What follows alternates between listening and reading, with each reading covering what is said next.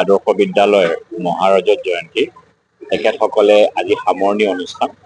এই সামৰণি অনুষ্ঠান যোৱা গোটেই বছৰটো জাক জমকতাৰে গোটেই বিদ্যালয়খনে প্ৰাক্তন ছাত্ৰ ছাত্ৰী বৰ্তমানৰ ছাত্ৰ ছাত্ৰী সকলোৱে মিলি ধুনীয়াকৈ উদযাপন কৰিলে।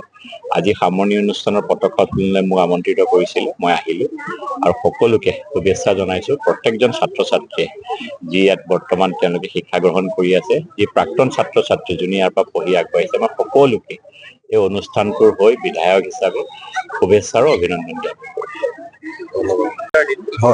হয় 1950 চনতে এই অঞ্চলৰ কিছু শিক্ষানুগী ৰাইজৰ প্ৰেৰণাত এই বিদ্যালয়খনে গঢ় লৈ উঠিছিলে।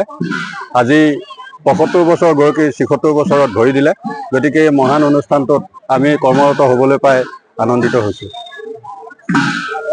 আদৰ্শ বিদ্যালয়ৰ মহাৰজত জয়ন্তী তেখেতসকলে আজি সামৰণি অনুষ্ঠান। এই সামৰণি অনুষ্ঠান যোৱা গোটেই বছৰটো জাক জমকতাৰে গোটেই বিদ্যালয়খনে প্ৰাক্তন ছাত্ৰ ছাত্ৰী বৰ্তমানৰ ছাত্ৰ ছাত্ৰী সকলোৱে মিলি ধুনীয়াকৈ উদযাপন কৰিলে।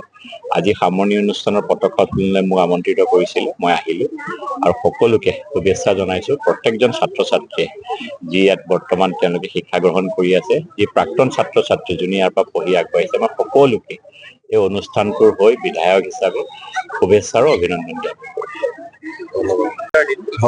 হয় 1950 চনতে এই অঞ্চলৰ কিছু শিক্ষানুগী ৰাইজৰ প্ৰেৰণাত এই বিদ্যালয়খনে গঢ় লৈ উঠিছিলে। আজি 75 বছৰ গৈ কি 76 বছৰত ভৰি দিলে। গতিকে এই মহান অনুষ্ঠানটোত আমি কৰ্মৰত হ'বলৈ পাই আনন্দিত হৈছোঁ। আদৰ্শ বিদ্যালয়ৰ মহাৰজত জয়ন্তী তেখেতসকলে আজি সামৰণি অনুষ্ঠান। এই সামৰণি অনুষ্ঠান যোৱা গোটেই বছৰটো জাক জমকতাৰে গোটেই বিদ্যালয়খনে প্ৰাক্তন ছাত্ৰ ছাত্ৰী বৰ্তমানৰ ছাত্ৰ ছাত্ৰী সকলোৱে মিলি ধুনীয়াকৈ উদযাপন কৰিলে।